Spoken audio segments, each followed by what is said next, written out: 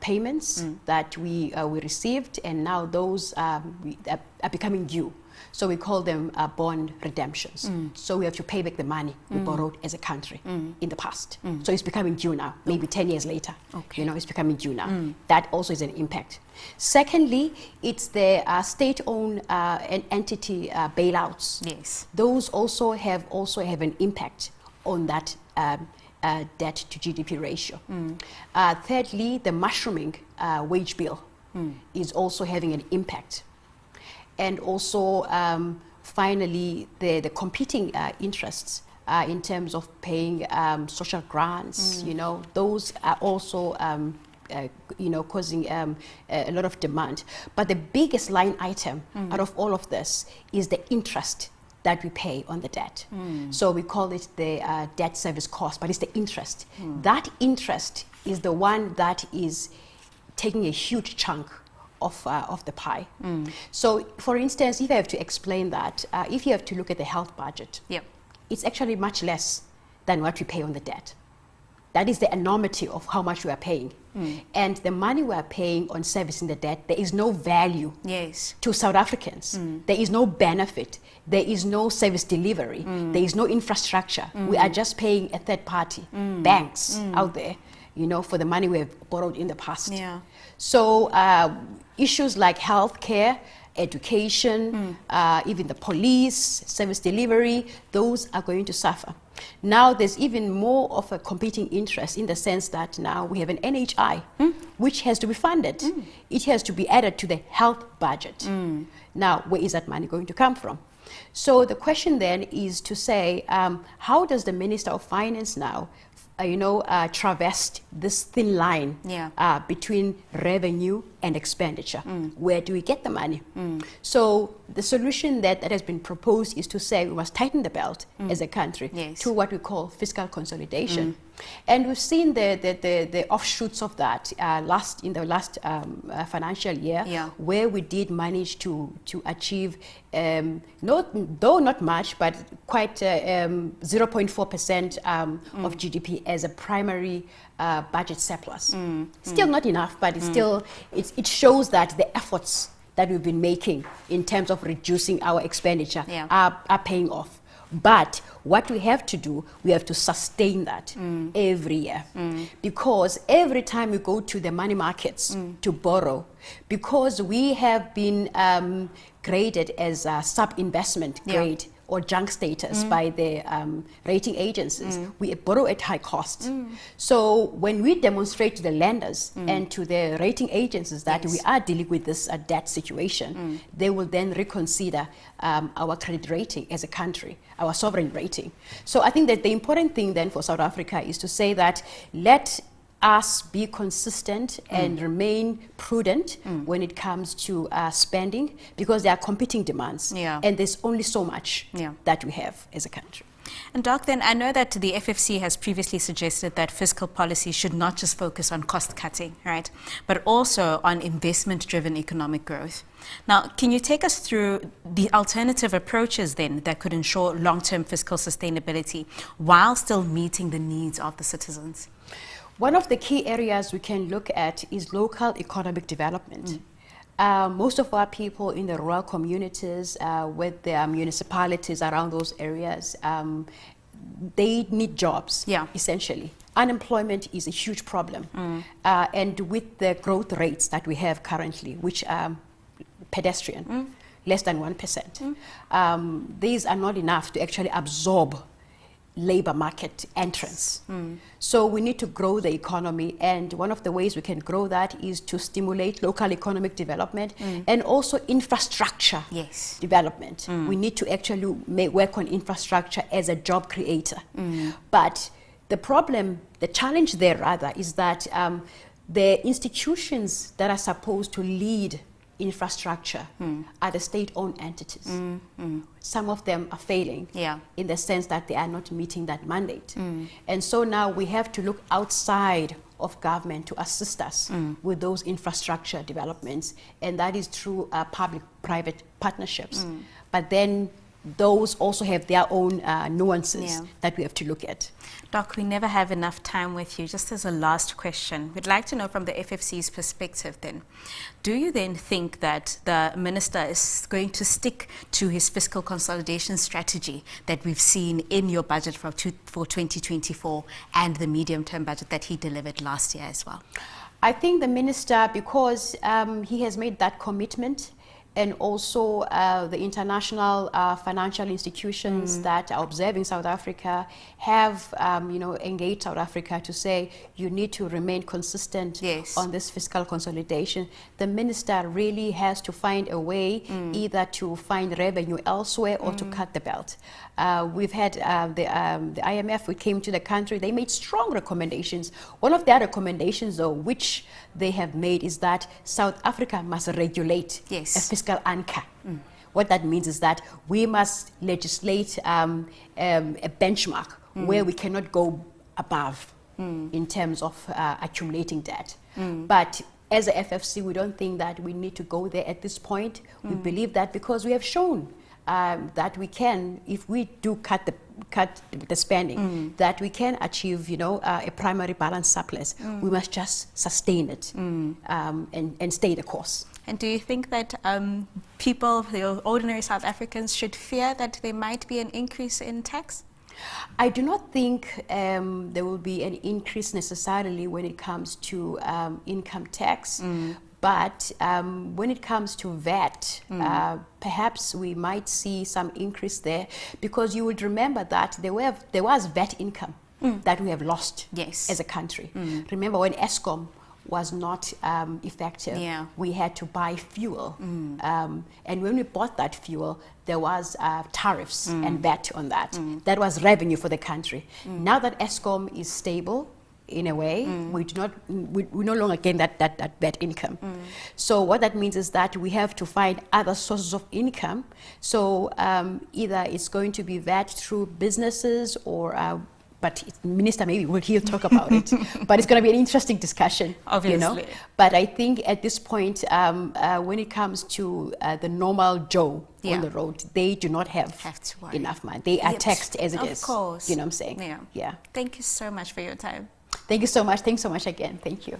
And that is Dr. Patience Mbava, and she is the chairperson of the FFC. And she shared her insights on the fiscal challenges and opportunities facing South Africa ahead of the 2025 budgets. Of course, those were some invaluable perspectives that help you as a viewer to understand the bigger picture and the implications of today's budget speech. Now, as we count down to the budget speech, it remains crucial that Parliament and the public engage critically with the budget choices and trade-offs that will shape South Africa's economic future. Stay tuned to Parliament TV for more in-depth discussions and analysis.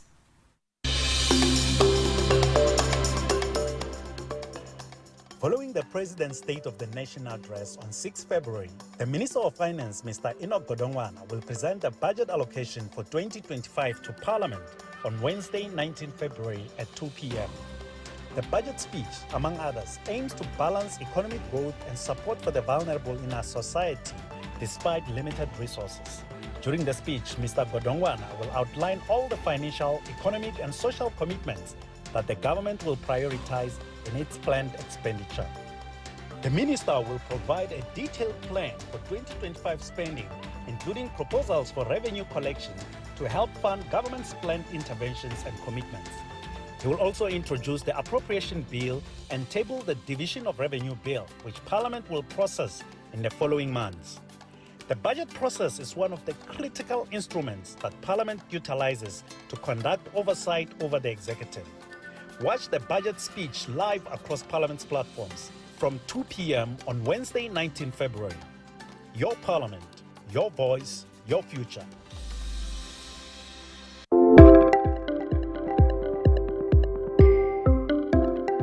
In terms of the Constitution, government is accountable to Parliament. Parliament, as the representative of the people, monitors and seeks to influence government policy and action through the budget. The budget is the instrument for translating policies and plans into public goods and services. Any policy or plan without a budget attached to it is unlikely to be successfully implemented. Economic success depends on the ability of government to employ limited resources with maximum effect. The role of Parliament in this regard cannot be overstated. Parliament's duty is to detect and prevent abuse, prevent illegal and unconstitutional budgetary conduct on the part of the government, make government budgetary operations more transparent, and hold the government answerable on how taxpayers' money is spent. Parliament exercises its oversight through various portfolio committees that assess the budget and other plans, as well as the performance of each department, including their financial performance, and hold them accountable. The budget process is crucial to good governance because it ensures that government expenditure remains aligned to South Africa's policy goals and objectives. What is also of great importance is that ongoing monitoring and tracking of the executive by Parliament allows for intervention in the event of wrongful expenditure and failures in service delivery. The process holds government departments accountable for their expenditure and gives Parliament and the citizens it represents an opportunity to make their own demands and interventions.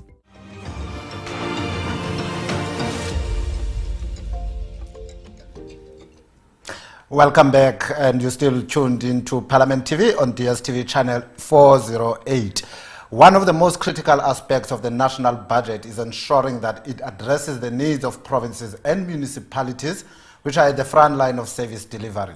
The Select Committee on Finance, which operates under the National Council of Provinces, plays a crucial role in ensuring that budget allocations and fiscal policies reflect the realities faced by local communities. To help us understand what provinces and municipalities can expect from the 2025 budget and how Parliament will exercise its oversight role, we are now joined by the Chairperson of the Select Committee on Finance. Chairperson, welcome and thank you very much for joining us.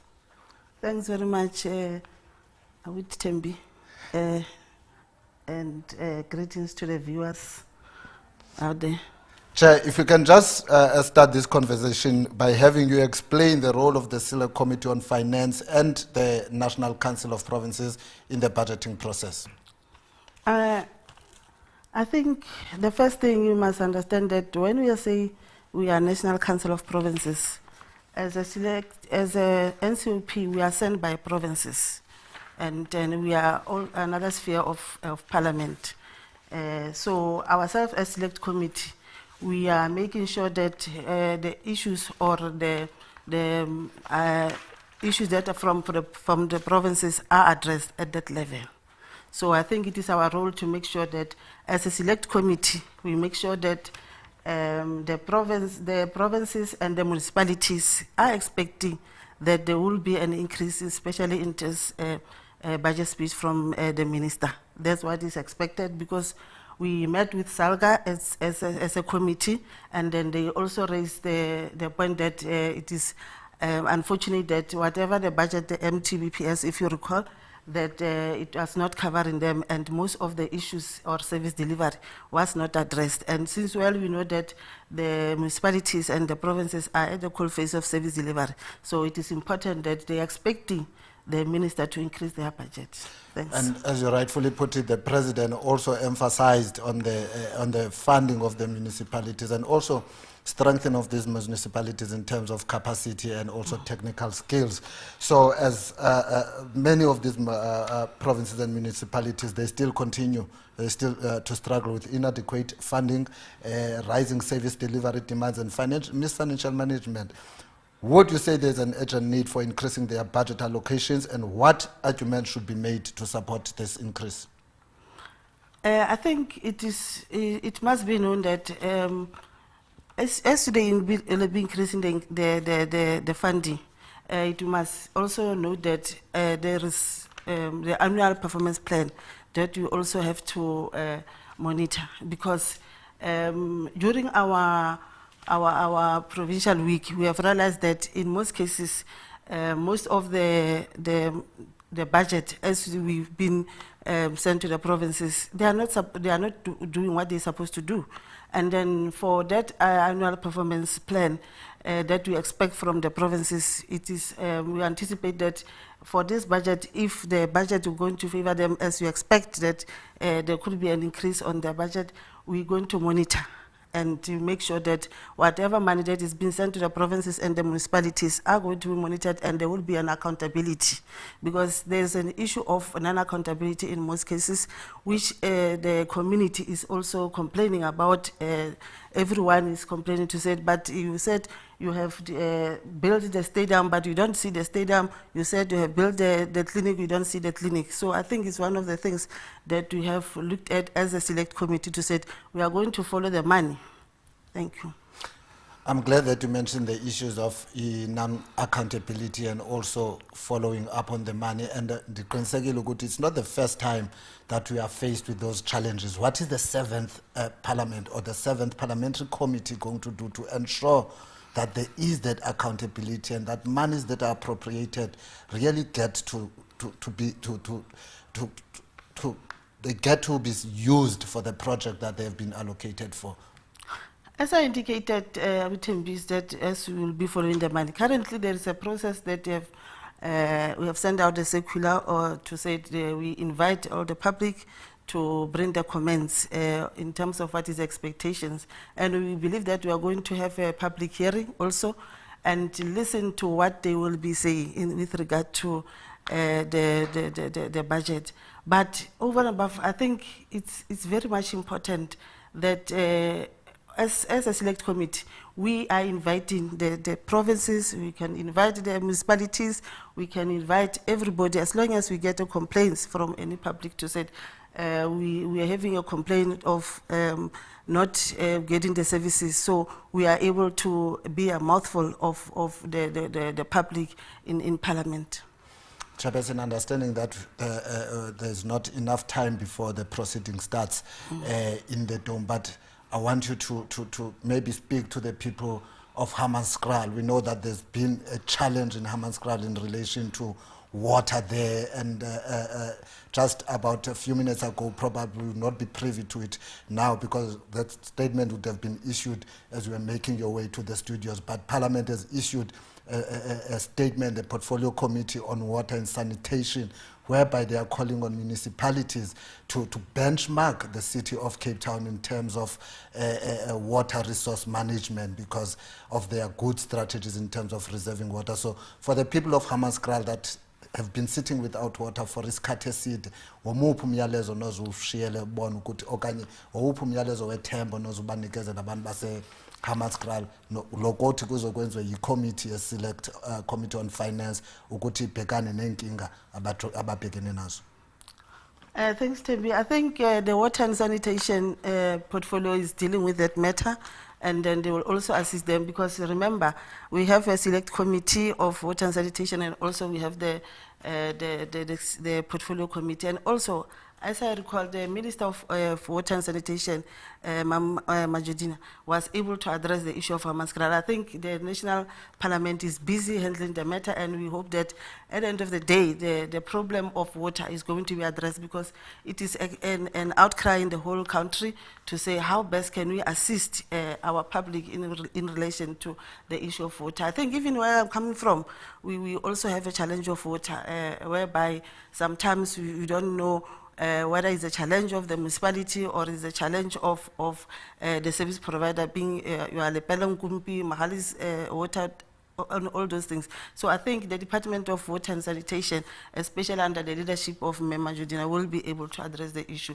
and will be able to assist even the portfolios, including the Select Committee, on how best can they deal with the issue of benchmarking with the Cape Town or the Western Cape. Thank you very much. Ms. Sanindlov, Chairperson of the Select Committee on Finance, thank you very much for taking time off your busy schedule to talk to us. I know that I'm rushing to the should be rushing to the house now as we are 5 minutes away from the speech. Okay. Well, viewers, that was the chairperson of the Select Committee on Finance, Ms. Sanin Ndlovu, sharing her insights on the budget expectations for provinces and municipalities and the critical oversight role played by the Select Committee on Finance. It is clear that the effective fiscal oversight and adequate budget allocation for local government are essential to ensuring that South Africans receive the services they need. We're looking forward to seeing how the NCOP and Select committees continue to hold departments accountable for ensuring that the budget priorities receives service delivery at the community level. Stay tuned to Parliament TV. We'll be right back.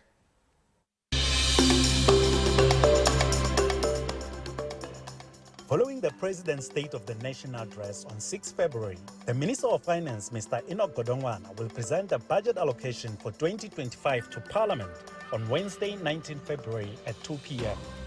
The budget speech, among others, aims to balance economic growth and support for the vulnerable in our society despite limited resources. During the speech, Mr. Godongwana will outline all the financial, economic and social commitments that the government will prioritize in its planned expenditure. The Minister will provide a detailed plan for 2025 spending, including proposals for revenue collection to help fund government's planned interventions and commitments. He will also introduce the Appropriation Bill and table the Division of Revenue Bill, which Parliament will process in the following months. The budget process is one of the critical instruments that Parliament utilizes to conduct oversight over the executive. Watch the budget speech live across Parliament's platforms from 2 p.m. on Wednesday, 19 February. Your Parliament, your voice, your future.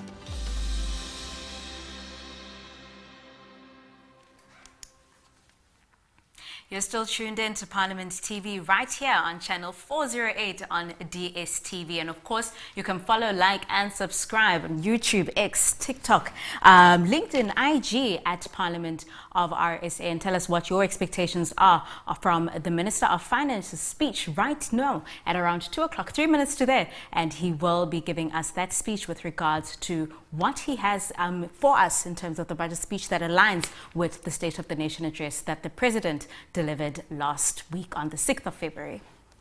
Yes, and we are exactly about 2 minutes away before we cross to the chamber where the Minister of Finance will table the budget speech. And I'm sure all eyes are on TV screens, ears listening to radio, South Africans waiting to hear what the minister will present to the nation this afternoon at 2 o'clock, especially following those priorities that had been outlined by the President during the budget speech. And one of them, the important one, of course, is economic growth, and that is directly, it goes into unemployment. And of course, that's in the chamber while members are interacting and awaiting Minister Godongwana, the Finance Minister, to deliver his budget speech for 2025. This is the first budget speech under the Government of National Unity and the first under the 7th administration of Parliament.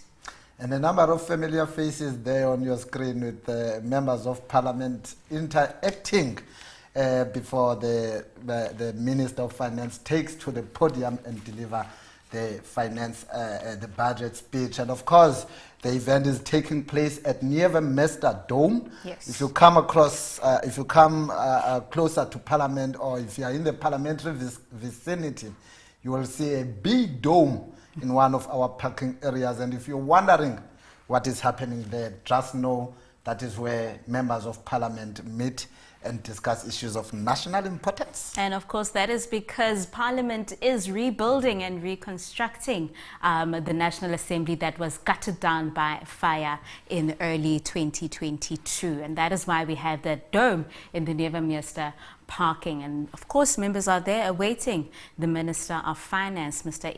Godongwana, to deliver the much anticipated budget speech. I know that there are various concerns, especially with regards to whether there'll be VAT increases and whether the income tax bracket will be asked to increase some of that income tax. And of course, people are concerned with that because the income tax bracket is so small, and people say that they're already overtaxed. And I'm sure, as I said earlier, the eyes are all on the screens, especially in relation to that income tax. South Africans are waiting to hear whether the taxes will be increased or decreased when the president tables the budget speech at 2 o'clock this afternoon. And of course, here at Parliament TV, we will bring you that delivery of the budget speech, and we'll even bring you some reactions from the members of Parliament after once the speech is delivered. And as you said, South Africans, they have different expectations. Yes. Some are worried that prices of cigarettes, alcohol might Syntax. go up, you know, and Yes. some are also worried that they are those that receive the grants from the government are also waiting Of course. to hear if there's going to be any increases, you know, in terms of their grants. All right, and scheduled to deliver the budget speech is Minister Enoch Godongwana, and hopefully he will focus on some of the issues that you have outlined while we've been reading your tweets and some of your comments on Facebook, and some of the issues that you have been talking about are with regards to health, basic education and higher education. And I think in this regard, we'll have to talk to NSFAS and funding in that regard.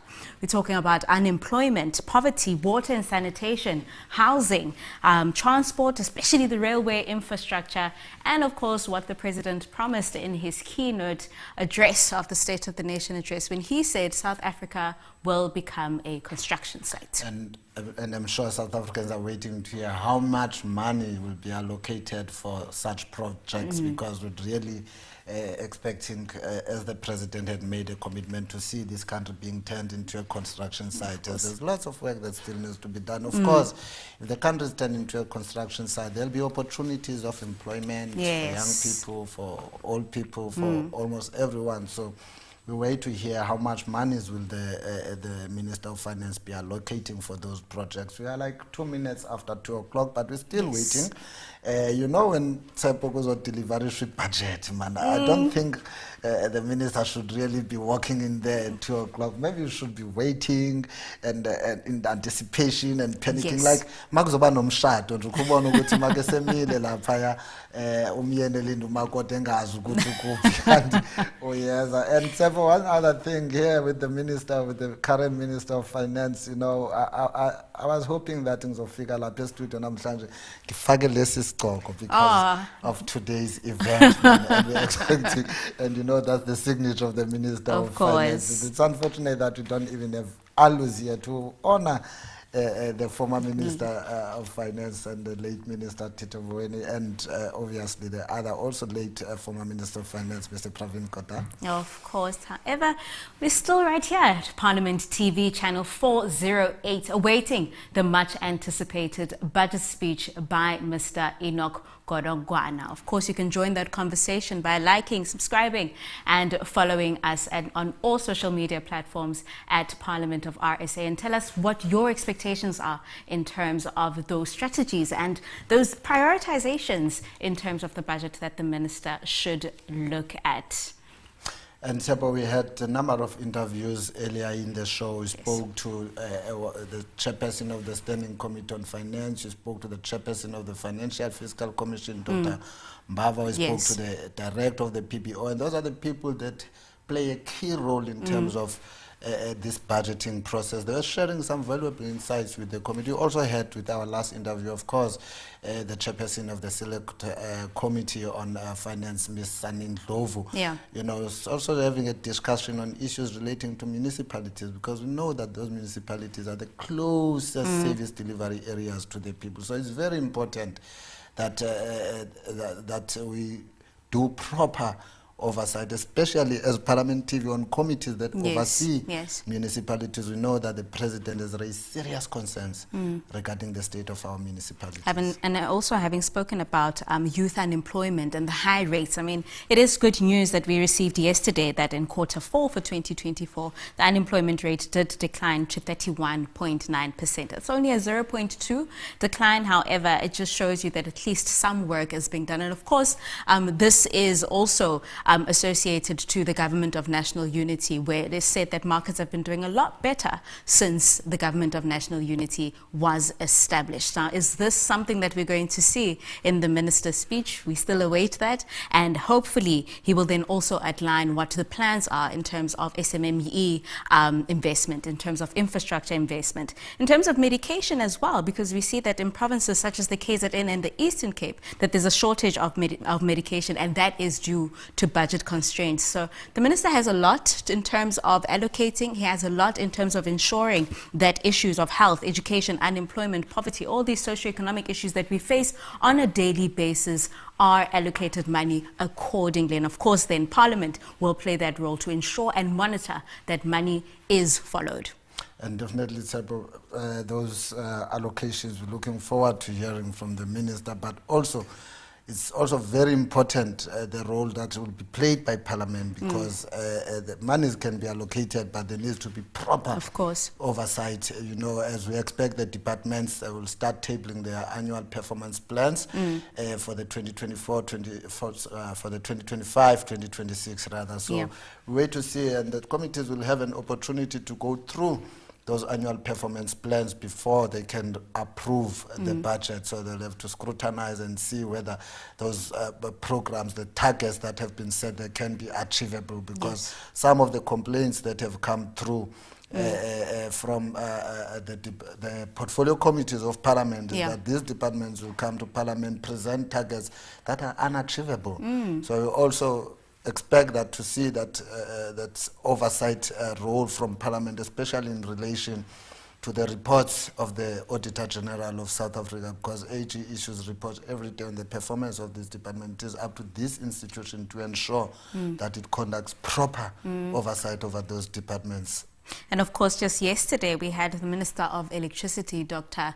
Kgosientsho Ramokgopa, and I was shocked that 1.6 million homes in South Africa have no electricity. Of course, this was in the context of the Human Rights Commission inquiry into load reduction, and hopefully that is something that the Minister of Finance, Mr. Enoch Godongwana, will also speak to in terms of ensuring that the grid gets into the rural areas where people still do not have electricity. And as you can see there on your screen, some of the members of Parliament still settling down, preparing for the minister to start delivering the speech. As you can see, the members having those discussions. Looks like it's hot in there. As you can see from the one member on your screen.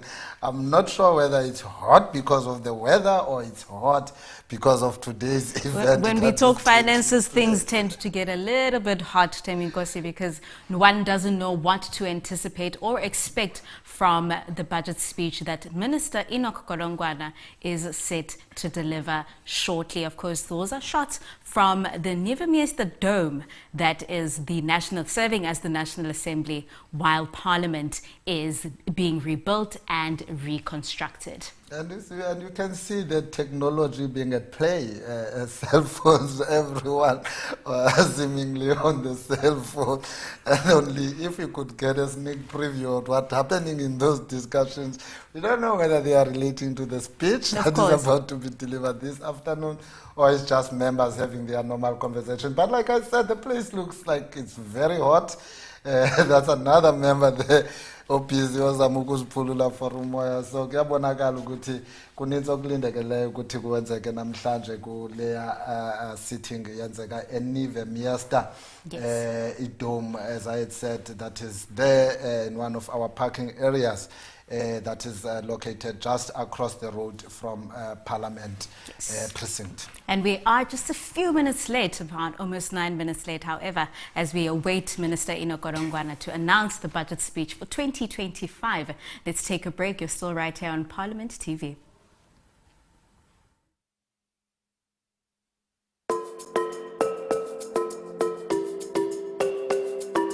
South Africa's Parliament will proudly host the 11th G20 Parliamentary Speakers Summit, known as the P20, bringing together leaders from G20 national parliaments to shape global policies and reinforce parliamentary oversight in international decision-making. As the first African country to lead the P20, South Africa's Parliament is championing Africa's active participation in global governance and economic policy making, ensuring the continent is a driving force in shaping the future we want. Parliament will play a critical oversight role, ensuring that South Africa's commitments as G20 president translate into real economic growth, job creation, and social development. The P20 summit will embed African perspectives in global decision-making, ensuring that policies on trade, technology, and governance reflect the continent's needs and aspirations. In alignment with SONA 2025's theme, harnessing parliamentary diplomacy for the realization of global solidarity, equality, and sustainability, Parliament is committed to fostering international collaboration for a better, more just world. Your Parliament, your voice, your future.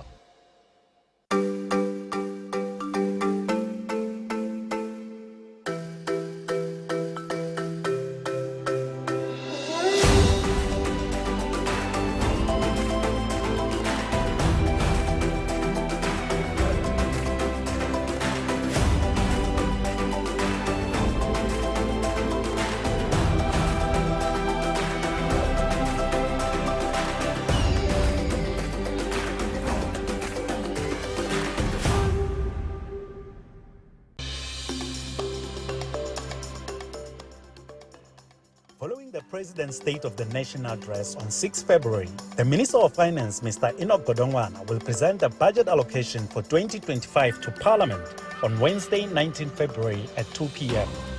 The budget speech, among others, aims to balance economic growth and support for the vulnerable in our society despite limited resources. During the speech, Mr. Godongwana will outline all the financial, economic, and social commitments that the government will prioritize in its planned expenditure.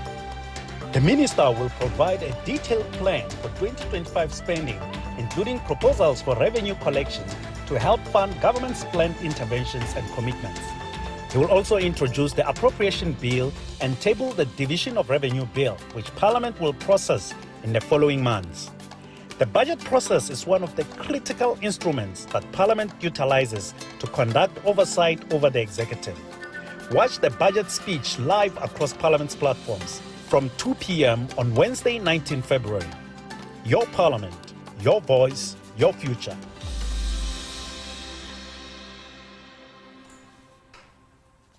You're still watching Parliament TV for the much anticipated budget speech from the Minister of Finance, Mr. Enoch Godongwana, that will take place shortly. And of course, we've spoken a great deal about the necessary improvement for the debt to GDP ratio and whether or not the Minister will keep to the fiscal consolidation strategy that he proposed during the MTBPS last year. Of course, there are some concerns with regards to whether there'll be value-added tax that will be increased, whether there will be issues of income tax that might be increased to ensure that we get that revenue that we need, especially because we know that there is an issue of debt and that we are in a deficit as a country. Tembinkosi.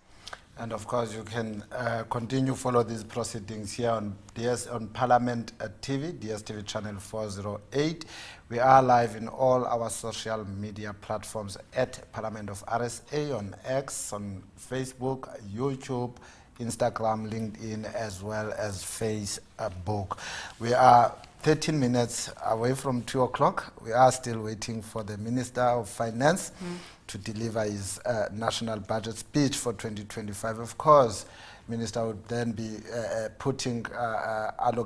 allocating monies to the programs that the President outlined on the 6th of February when he delivered his State of the Nation address for the 2025 financial year. We are expecting that after the budget, then the committees of finance, the finance committees of Parliament, your Standing Committee on Finance and Select Committees on Finance will hold public hearings on the bills that the Minister is set to table this afternoon when he delivers that budget speech. And there has been a call out by Parliament for members of the public to make submissions. When I spoke to Dr. Yanchis earlier on, he also emphasized the importance of the members of the public's contributions into this budget process. Hence, Parliament will then be calling for, is already in actual fact calling for those submissions to be made to Parliament as they will be conducting the public hearings next week. And following those public hearings,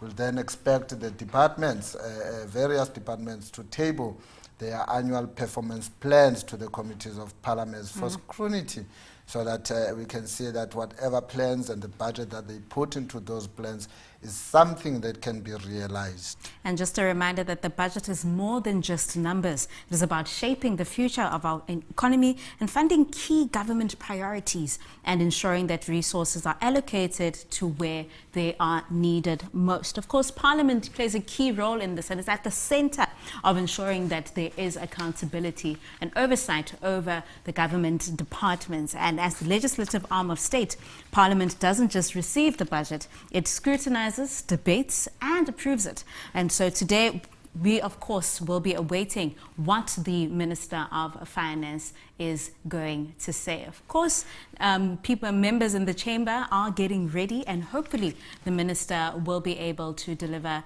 that speech for us. The much anticipated first budget speech 2025 under the government of national unity. And there is the mace. This is a National Assembly sitting, and after that it is the Speaker of the National Assembly, Ms. Toko Didiza, followed by the presiding officers. And this means that proceedings are about to begin in the chamber. And the gentleman that you see there carrying that is the Sergeant at Arms, Ms. Tibelo Maleme, but will now take you to the House.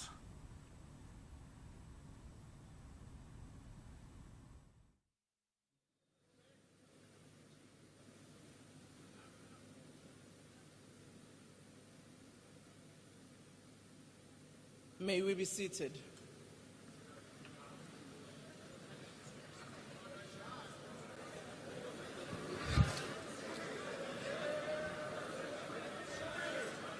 Honorable members, can I start the meeting before we... No, honorable member, we will allow you to speak. So can I conduct the session? There's what?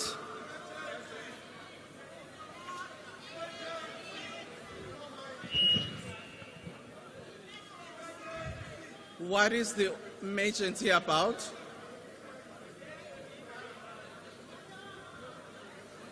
Where are the mics? Order. Can we please get a roving mic? Thank you, Honorable Speaker. Yes. There are no mics here where we are. Exactly, I'm seeing that. And we can't start a sitting without having mics, because we are here to be the voice of the voiceless. So when the voice of the voiceless is voiceless, who's going to speak for people? There are no mics here. Thank you, Honorable Member, for pointing that one out. One may not know what is the challenge. We will check that with the communications team. Order. Honorable members,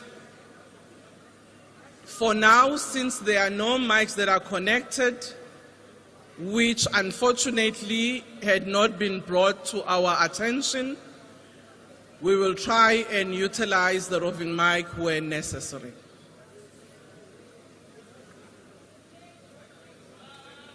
I have just had a consultation with all the whips of parties following a consultation with the leader of the government business. In terms of Rule 48, subsection 2, we have decided to adjourn proceedings for a date to be determined by the programming committee. This is in accordance with Rule 10. Honorable members, before we started the session, we were informed by the leader of government business, as it is the process in terms of the communications between ourselves and the executive, that while today we've been gathered here to actually have the Minister of Finance presenting the budget to this august House, that there has not been agreement in terms of parties in the executive to actually find one another in proposals of the budget. And the executive therefore decided, as some of you already know, and as your whips have said in our discussion, some things that have already been on the media about where there are possible increases and where different parties as well as members of the communities' perspective on those proposed increases were saying. And Cabinet therefore decided not to come and do a presentation of the budget and allow themselves enough time to re-look at the budget and come back to this House in March at the time at which they will inform us. So, no, honorable members, I will point you, I have noted your hands. Well, in our consultations, which I must report to you, the different whips shared with us their perspectives on the matter. There were those who agreed and asked that we ask the executive to give us a definite time in March so that we are able to deal with the pressures of time for the legislature. Secondly, there were those who were saying they are not accepting the postponement. But obviously, we did indicate that while we note their refusal on the postponement of the sitting, it would not be of any use to postpone when there is no presentation that will be made. There were others who already declared their rejection on what they say it's an alleged increase of 2% on the taxes, so they said they wanted to state it up front that they are not agreeing. So I'm just giving you a perspective of the consultations that we've had. But there was agreement that if there is no budget that is presented, there is no discussion that will be held, as there is no other item on the agenda. Honorable members, we have two hands of members who would like to reflect, and I will give each party to make their reflections. It's something that is unprecedented, but I do think it is correct that when such situations happen, we need to collectively think on the best way forward. And I guess it was correct that we are informed, even though late, that this is the situation. I will now recognize Honorable Malima, followed by Honorable Manye. I don't see the hand at the back. You are recognized, Honorable Member. Thank you very much, Speaker. We must all know that this is unprecedented, and this is not a practice that we want to set for this Parliament. It is going to be your legacy, Speaker, that during your tenure, Parliament could not debate and adopt budget. We are saying to you, you are denying this body an opportunity to be receiving a budget, debate it, accept it, or reject it. You are now subjecting the budget of South Africa to party politics when the budget is supposed to be above party politics. Let the budget be presented here and let Parliament decide that this is the decision that we are taking as Parliament, or whether to accept or not. You cannot come here and say confidently that the parties in the executive are not agreeing. What is that? We don't have parties in the executive. We've got the executive. the executive must come here and present the budget, and this parliament must decide whether we adopt that budget or not. You are denying the people of South Africa to see what is happening in this government. There is no government, it has collapsed, it has no capacity to present a budget. Thank you. Thank you very much. We have noted your view. Honorable Malema. Thank you, Speaker. Now, for us, this day is actually quite a shocker. We are really shocked. This is in the past 30 years, to have a day like this is a serious indication of the crisis that this country is facing. This country has got no leadership. This is what we are facing. We are saying, if we say we have democracy, let democracy come and exercise itself here. This is a theater of politics. Let the Minister of Finance come and say whatever he wanted to say. We don't want to hear rumors. We hear very disturbing rumors that the VAT would have been increased by 2%. In other words, we hear rumors that this ANC-led government wanted to impoverish our people. Okay, we have no sympathy with that. The minister must come here and say what he wanted to say, and then we'll deal with it here. Thank you. Honorable Mulder. Yes, I've noted you, Honorable Member.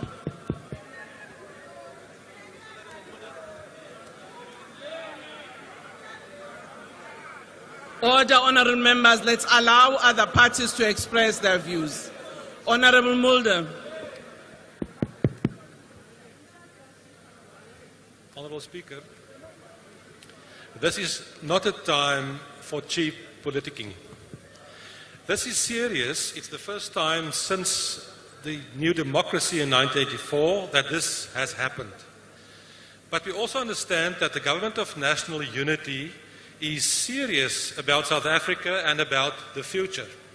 And because of that, we must understand that things could happen in terms of where more time is needed by the Minister of Finance to have these discussions and for the executive to discuss these things.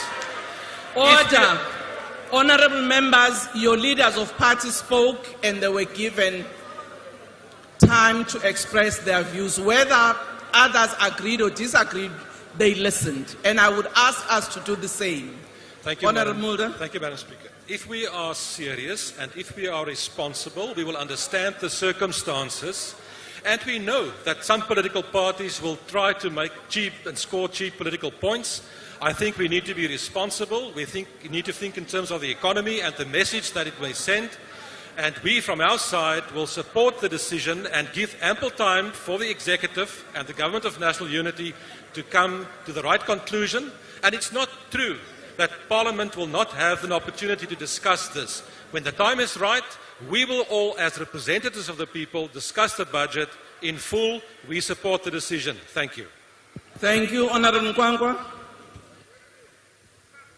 Speaker, thank you very much.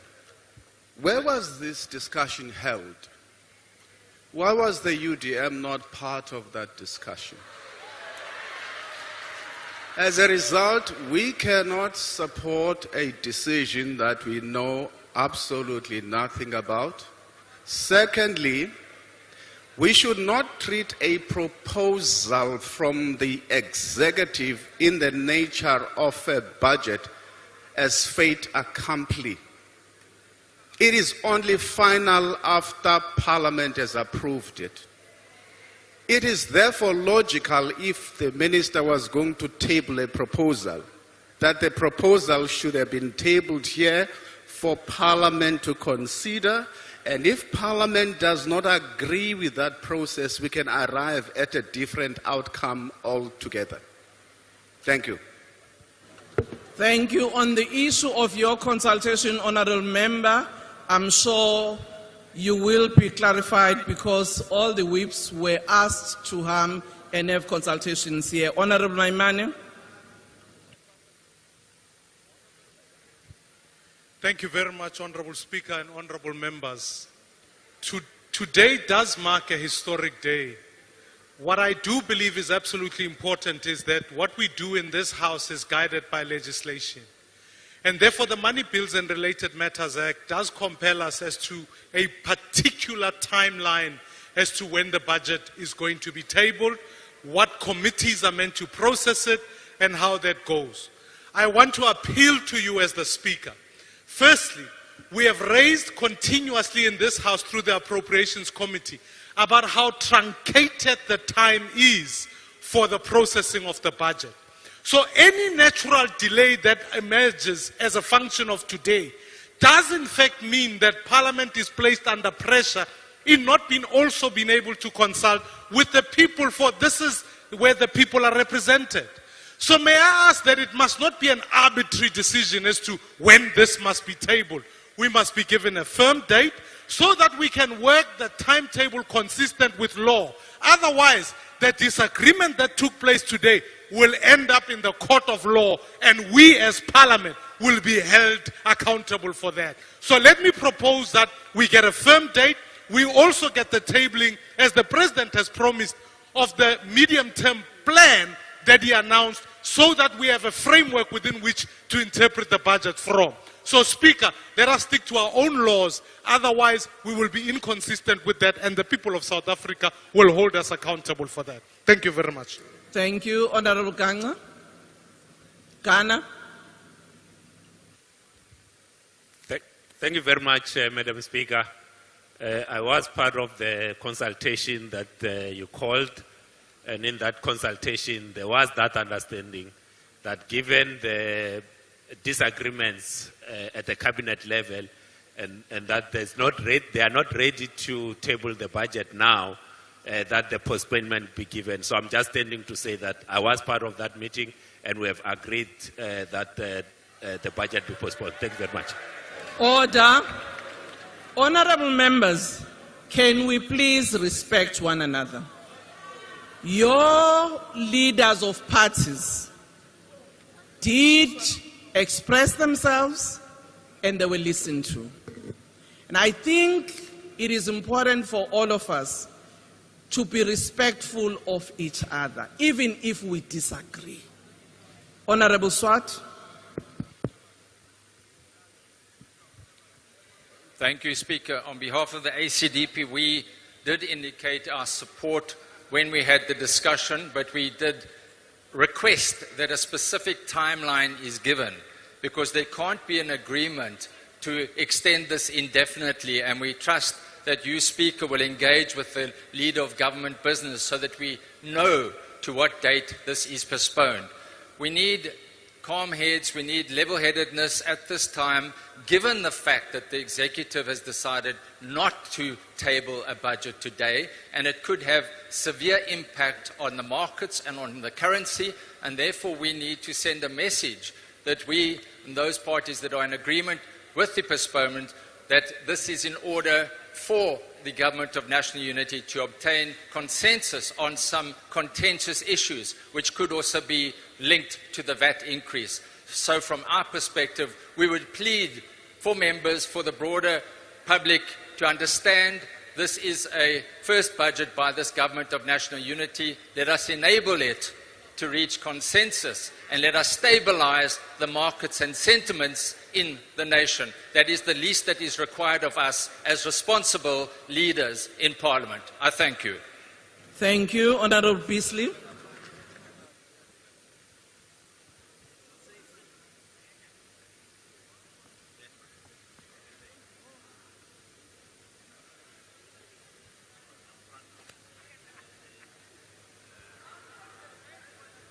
Speaker, it's quite clear that Parliament is becoming a laughing stock. The GNU is becoming a laughing stock.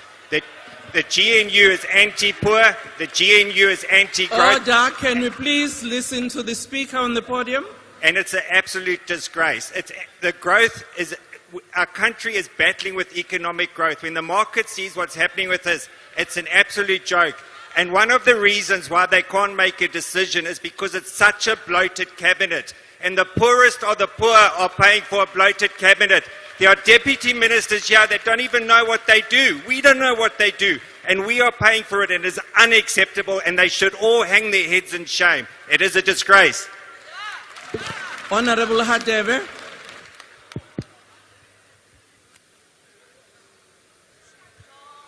Thank you so much, Honorable Speaker. Honorable Speaker. Order, honorable members. Order. Honorable Hadebe. Honorable Speaker, I rise to confirm that I was part of the consultation that was urgently called, and as the IFP... Order, honorable members, can we allow Honorable Hadebe? Order! I'm calling everybody on order. Order, Honorable Pambo. I have said to everyone, including the member you are pointing at, that let's listen. Can we? Honorable Hadebe, can you continue? Thank you, Honorable Speaker. I just wanted to confirm that we did form part of the consultation as the IFP, and we agreed and supported the proposal that was put forward before the chief whips of political parties. We view this as a sign of leadership, that when you do need more time for fine-tuning on some of the aspects, you request, you approach Parliament for postponement. In essence, the IFP support the proposal, Honorable Speaker. Thank you. Thank you, Honorable Michalakis.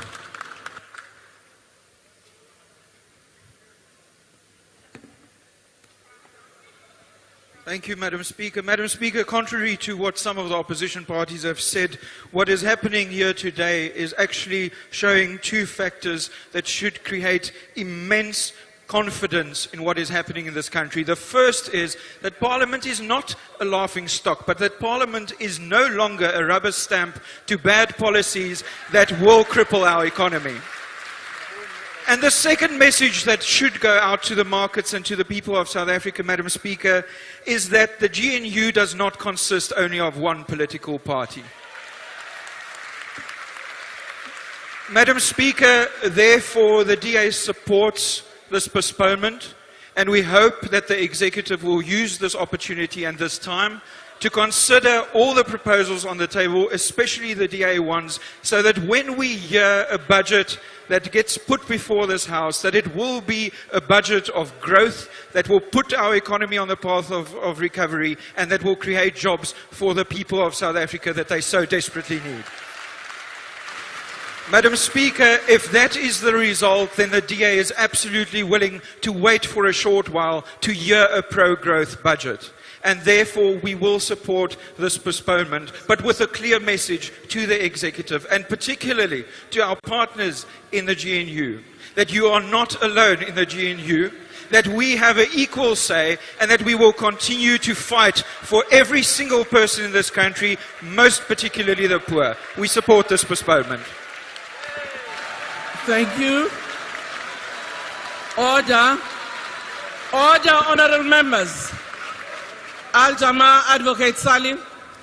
Thank you, Honourable Speaker, and to all members. As Al-Jama, we are going to support the postponement, and I'm going to tell you why. Firstly, the first concern that we brought to fore is the fact that we knew that there were problems even before today. Why wasn't a postponement done sooner than us having to sit in this House? That's the first thing. The second thing is, if you go and look at the markets, dear members, it is already impacted by this budget speech, which is not happening. And also because of our politicking. Who is going to be impacted? The nation. So Al-Jama will support the postponement. Why? Because if it is the interest of our nation that they won't be impacted, that is why we will support the budget, the postponement. However, Madam Speaker, all of the chief whips unanimously noted we need a date for this postponement because it has a rippling effect on the rest of the budgets. So we cannot come here today and just say there's going to be postponement in March. The request was, give us a definite date of postponement. I thank you. Thank you. The ANC.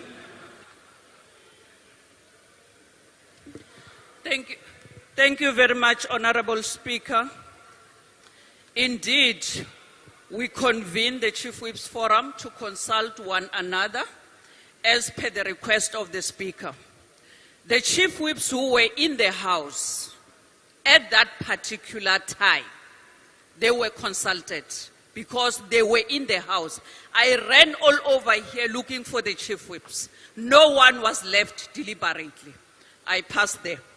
On the issue of postponement, we agree with the postponement, Honorable Speaker, to allow the executive to finalize those contentious issues that they are dealing with in the interest of all South Africans. We therefore requested that we need a date for the budget speech to be tabled. I thank you, Honorable Speaker. We are not here to grandstand as the ANC. Thank you very much. Order, honorable members.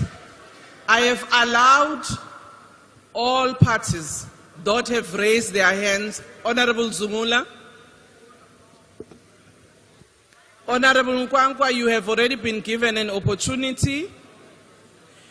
The issues of the Chief Whips, I will ask that the Chief Whips can talk to each other outside. But for now, let me allow Honorable Zumula. Thank you, Speaker. We need to ask you, Speaker, who decides? Because if you are going to allow the Chief Whips to decide for the entire Parliament, it is problematic. Secondly, you cannot allow a case of the incompetence of the executive, even at the incompetence of Parliament. The executive did not know yesterday that there's going to be a budget today, and there's no agreement in the so-called GNU. Therefore, the executive, the Minister of Finance, must come here, present what he has, and let us, as the people, as the representatives of the people, decide for the people. This notion, Speaker, of saying we want to assure the markets and all of these things, it is problematic.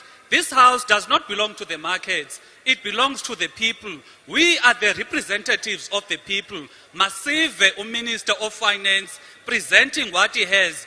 And then the parties here can be seen whether they are in support or they are not in support. Do not deny the parties an opportunity of standing and clearly showing where they stand. And also an indefinite postponement is not going to be acceptable.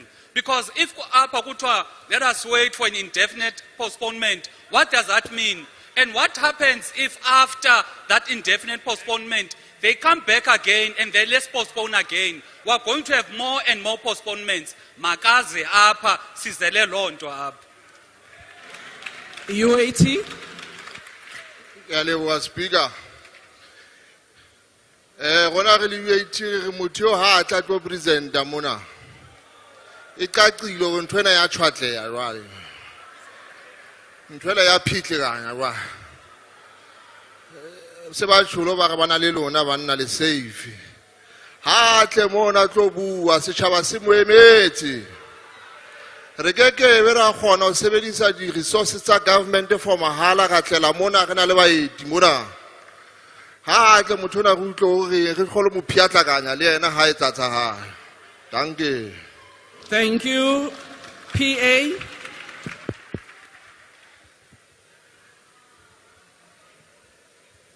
Speaker. Order, honorable members. They are my friends. Order. Don't worry. Honorable member, you can proceed. Speaker, what I have seen the honorable past... members. Honorable members. Honorable members of the EFF at the back. Order. Honorable Pambo, can you please speak to the members at the back of the EFF?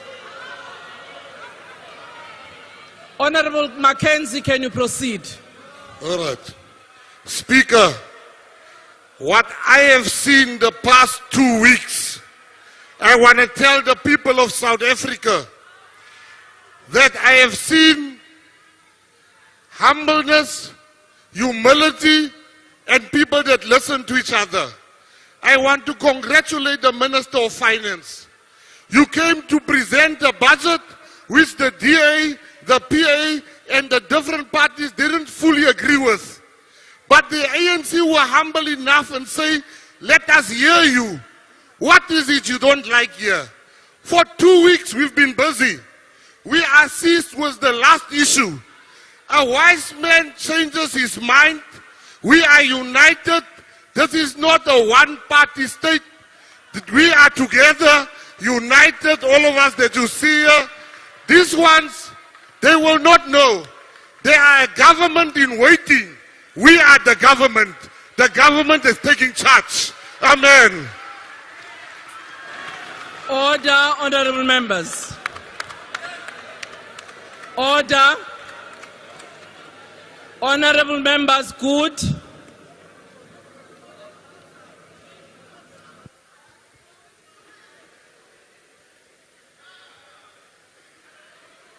Thank you, Honourable Speaker. First of all, the good parties support the postponement. But the truth is, all parties in the GNU agree to the postponement, not certain parties. Let us not play politics, because the people out there are waiting on us to lead this government of national unity. All the parties agreed, not only the DA or the PA, it is the IFP, good, PAC. We all agreed. Please don't play politics with our people. Thank you. Thank you, the PAC. I confirm that we support the postponement, Speaker. Thank you, honorable members. I have listened to all the parties. Honorable Nchingila, is there a new issue?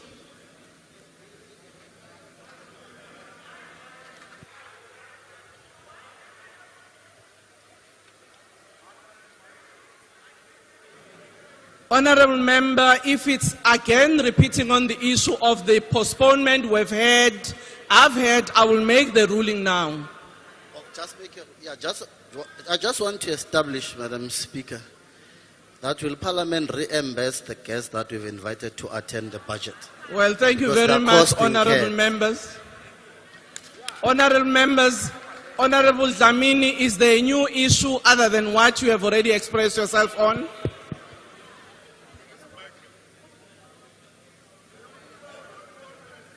Thank you very much, Speaker.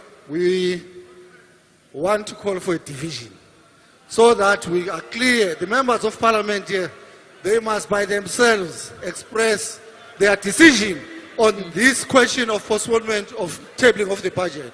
So we want to call for division, want to vote here, because some of the ANC, they are agreeing with us that this thing of 2% is nonsense. And they're saying, let's vote. So please, Speaker, we're calling for division, because the 2%, it's nonsense. Honorable Zungula, is there another new issue? It's another issue, Speaker. Okay, what is the issue? It is concerning how you are running the House. When there is jeers and noise from this side, you don't call them to order. But from this side, you are very quick to call us to order. So the order is on you, Speaker. Be fair on each and every member of Parliament. Thank you. Thank you very much. I accept that I must listen to all members of the House. And having listened to all of you, and the questions that have been asked about who decides,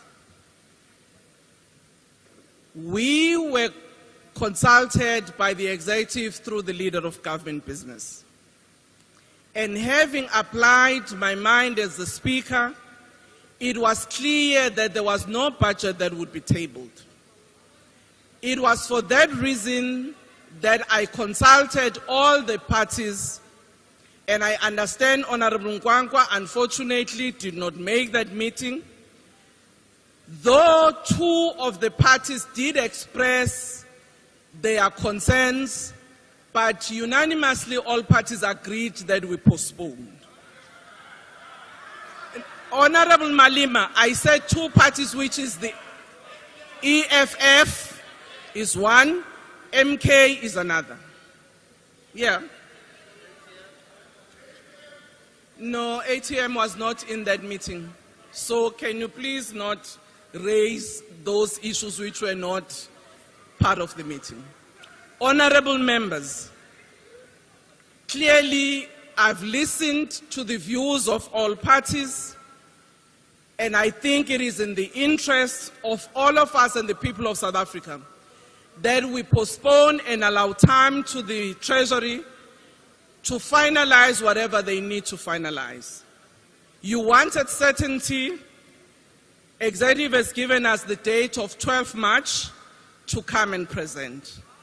As this Parliament, we are not going to compromise our timelines as to how we need to deal with that budget. So no time will be shortened for us to deal with these issues in terms of our timelines. So I want to thank honorable members and adjourn the House. Thank you.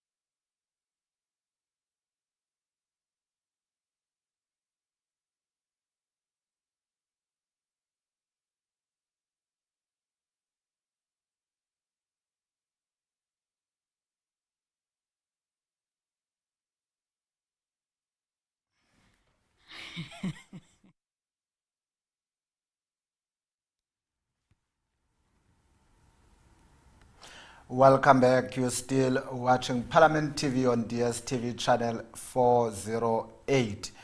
And it seems as if that would be it in terms of the budget speech. Unfortunately, there is no budget speech that will be delivered today. There has been some disagreements within the cabinet from what we could pick up from the Speaker.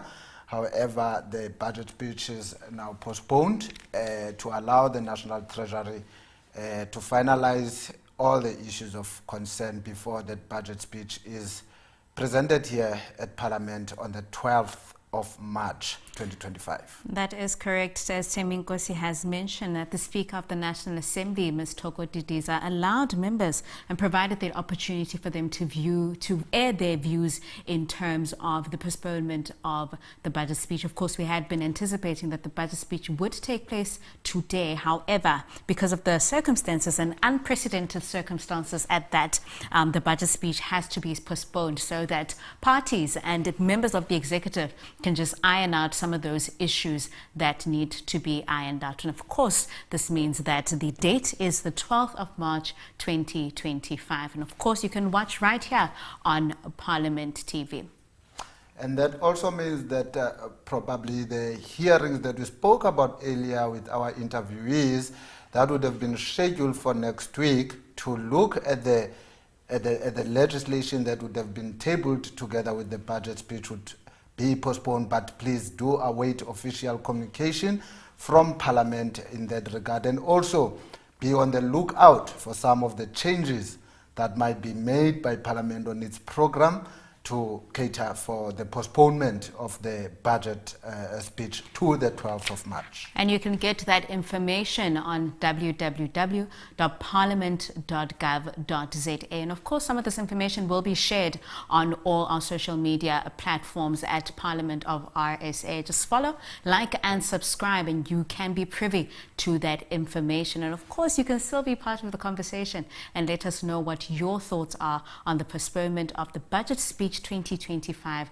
that will be held on the 12th of March 2025.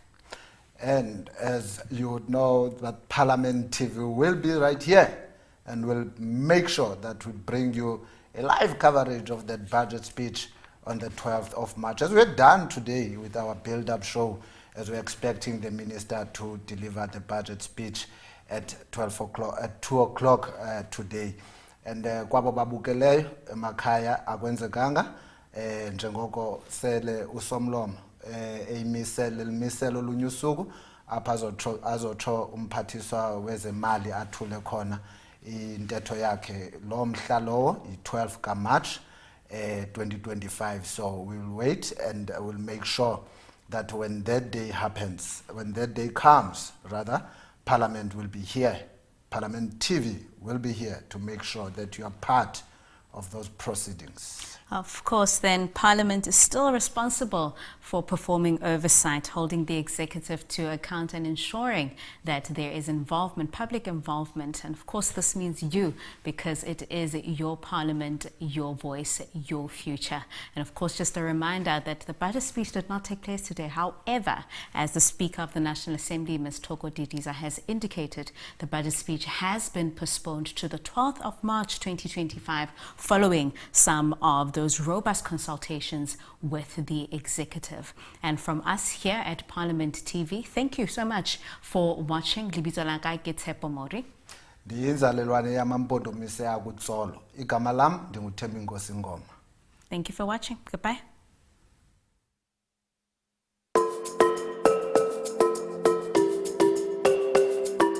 South Africa's Parliament will proudly host the 11th G20 Parliamentary Speakers Summit, known as the P20, bringing together leaders from G20 national parliaments to shape global policies and reinforce parliamentary oversight in international decision-making.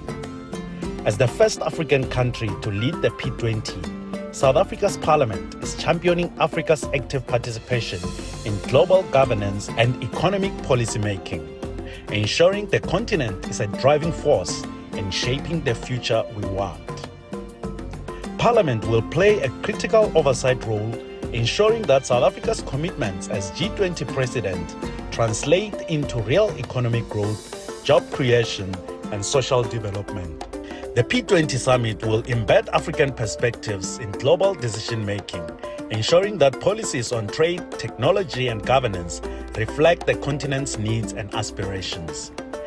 In alignment with SONA 2025's theme, harnessing parliamentary diplomacy for the realization of global solidarity, equality, and sustainability, Parliament is committed to fostering international collaboration for a better, more just world.